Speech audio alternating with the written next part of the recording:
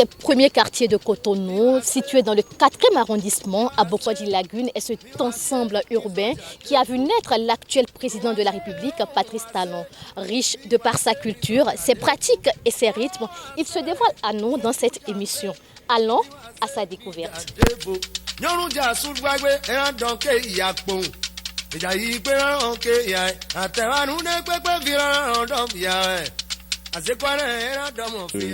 L'histoire d'Aboki Kodji, c'est que les premiers habitants qui étaient arrivés ici, c'était les Aboki. C'était eux qui ont eu à occuper en première position le quartier. Et comme d'habitude, c'est les premiers qui arrivent qui donnent le nom au quartier. D'où est parti le nom Aboki Kodji. Au départ, c'était uniquement quartier Aboki Kodji. Mais avec l'évolution des choses, à l'avènement de la révolution et la population grandissant, on a vu qu'il faut départager Aboki Kodji et l'autre côté qui prend également de l'essor. D'où les dirigeants ont vu qu'il faut donner le nom à Aboki Kodji Lagune parce qu'il y a la lagune qui est là, à ce côté, et Aboki Kodji Centre à l'autre. D'où est intervenue cette subdivision. Sinon, au départ, c'était uniquement le nom Aboki Kodji qui est donné au quartier. Nous avons fait ouais, tokbo mi tono yi. De to vidi ni on fait que to vidi kaka. Ouais. O vi materan. Regarde, ni gbodo ni do yin ko yen na, ouais do Aboki na. Après Aboki godo, ouais village de teronji. O je susudi. Donc, Aboki la wa no epolo, e do zezu. E ouais, e do jegbe polo, e jefi. Ko chejidi. Ayi chejidi. Ouais do yin Aboki sin Kodji. Ouais, ayi je tintan me. Fidez-vous, mais yo sous son avant wa nya tokbo mi ton le. De ya wa nya e. Voyez on. Jegbe lo tan me on. Je me sais à revenir quoi oui. Il n'a d'autre façon temps ouais. Ouais nya me le ko dogbe. Donc only ouais on y pour jegbe. Mais des plafide na yi, mais des plafide na je. Donc et tokbo mi non le ka on e je. Les tin rodo. Avant sori toreta. O toji. Les je toji o. Ya kon ka e magaga no toji kaka so yi ne. E mi na confide bonaje. Fide e wa jire hu. De jire hu. Ya kon e mi na no akeji fi. E bo e do aje fi. Bo no ka je flen. Je nu kon. Je me je fi lo. We do aje lo. Donc fide wa yi Aboki si Kodji tene. Aboki Kodji e koloson fi kaka do ici ne Concorde. Aboki e do flen le pour kaka so yi. René Pleven Waya. École Urbaine Centre Waya. Mon protestant école Papa Centre ne bien Aboki. École primaire Aboki est donné les bi. Donc moi ils ont au droit cimetière. Même en habitation économique Aboki. Donc nous on est bi pata Aboki ton. Kaka bon Lazare. Qui est bien trop limite l'objet kaka wa fi Aboki ton.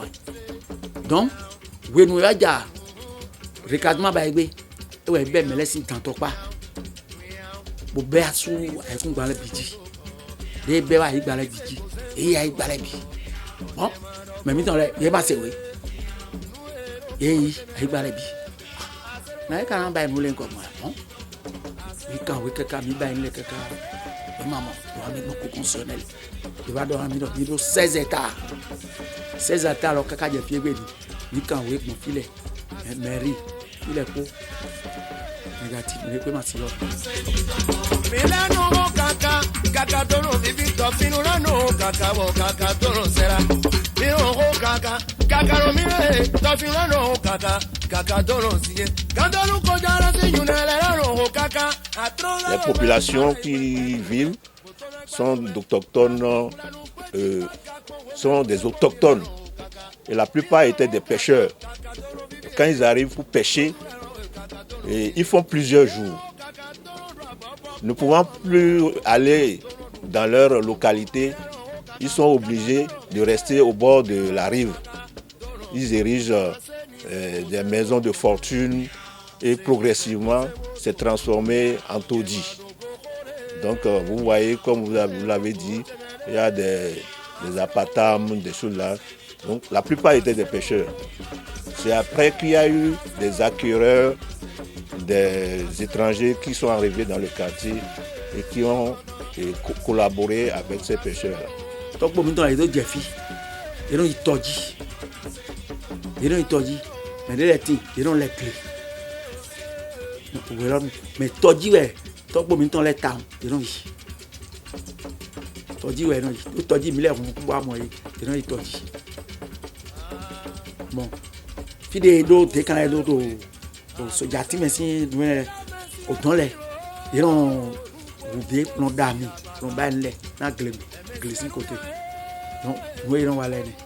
Ils font aussi du trafic de gasoil, de l'essence, de pétrole, un peu de tout, parce que nous sommes au chenal de Cotonou. Là, beaucoup de choses passent de la mer à la lagune. Là, après la pêche poisson, il y a de la pêche de crevettes roses. Hein? C'est l'activité que nous avons ici.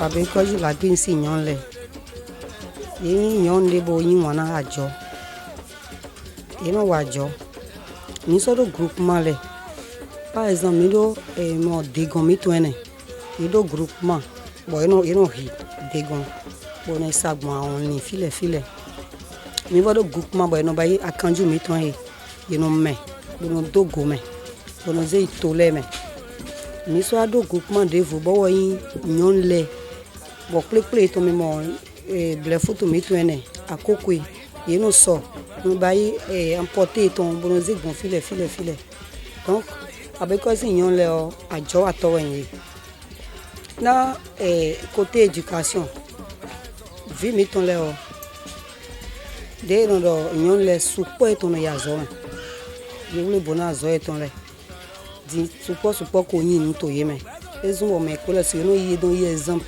bɔn no ko nu ko we ma ton go bɔ mo do sɔ e mi do na yin de do nyɔnu lɔ so di to na wa nu ta e di sun bɔn kati no fi da ma je fi ma mo de di mo e na do awɔ abi ya no ton na no goza na no yi to na no da mo clé zame na no ton tout ça là me le ma don to quartier me le ton quartier pon de ubo wen me le tin e no kaka boyi e son le ko wa ise d'abord ya la mu moi na me de tin bon ça va pour les enfants. Mais ce qui est particulier à Bokikodji, notre président actuel, le président Patrice Talon, est un digne-fils de Bokikodji Lagune. Sinon, à Bokikodji, sinon, la maison de son papa même se trouve à Bokikodji Centre. Et ils ont également une maison à Bokikodji Lagune ici. Donc, c'est un digne-fils de Bokikodji. Et c'est pour cette raison que nous disons qu'en toute chose, il ne faut pas qu'il puisse oublier le quartier à Bokikodji Lagune. Et s'il y a un projet à faire, de penser à Bokikodji Lagune. C'est un souhait. Je pense qu'il y pense et il fera en son temps ce qui est de son ressort.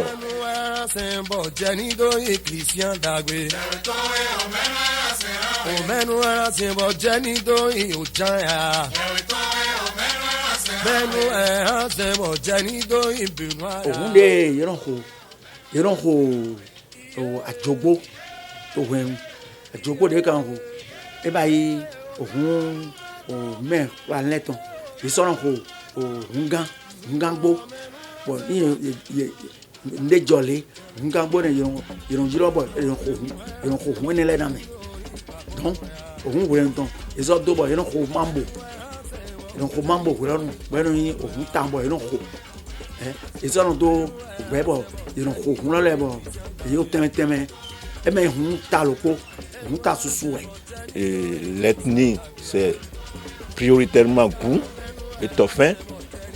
Puis après, se sont ajoutés les Fonds, et les Dindi, les Yoruba. Il y a plusieurs autres ethnies qui sont venues s'ajouter. On mange beaucoup de la pâte. C'est l'habitude de nos nourritures d'ici.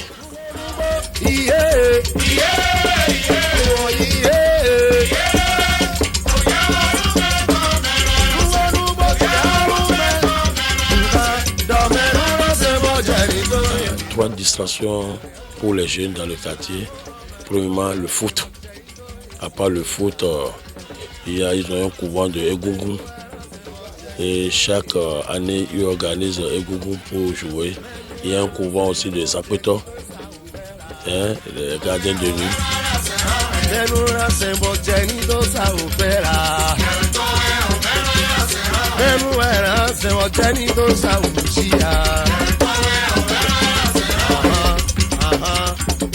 Mindo odun tofi odun de mindo mino du pakwe même di sopi e de ko ni oju di mi abai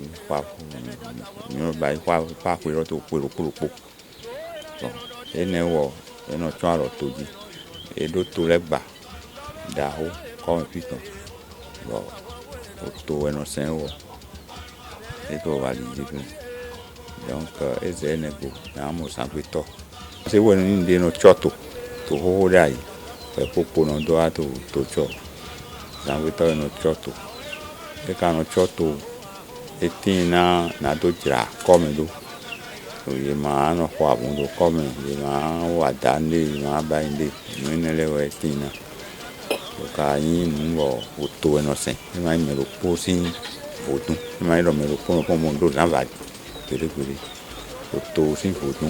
Nous avons un tennis club. Les gens viennent jouer du tennis. Et les jeunes aussi font de la boxe et un peu de la karaté.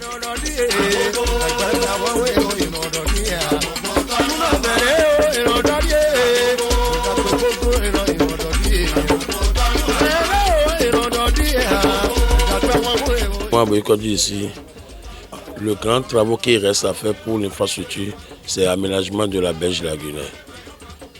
Et c'est un coût. Vous voyez, les pêcheurs restent toujours à côté de l'eau. Ce que tu vois là, ils ont des terres, ils ont des immeubles en haut. Mais ils ont construit ça là pour pouvoir faire leur activité de la pêche. Je demande à l'État central de nous aider. Et le moment venu pour l'aménagement des berges lagunaires, c'est ces enfants, c'est les enfants sans voix qui sont là.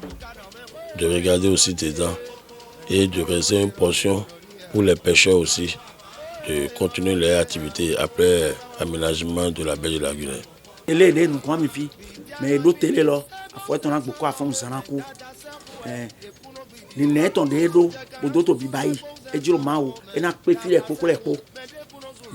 Pourquoi mi-temps, l'idée est d'abord, le millénaire de Rodegi, n'a pas de moment, mi-temps, pour la première. Et on nous connaît, il y a un temps.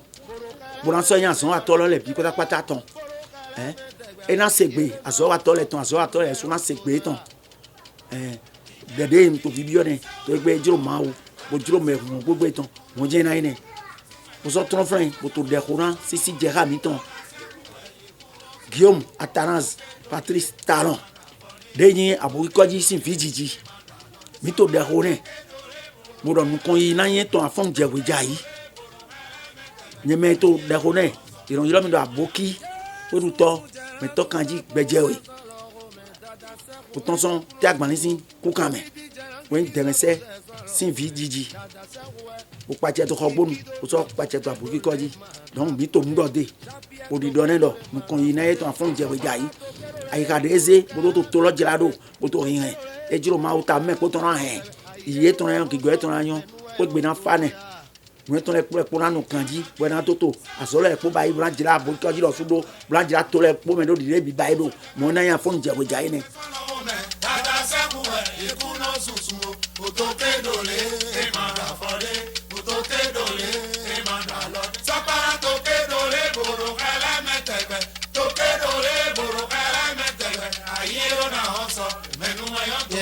C'est ici que s'arrête l'histoire d'Abokodi Lagune. J'espère que vous en avez beaucoup appris. Merci de nous avoir suivis et à très vite. Oye, caro, tú quiero ver,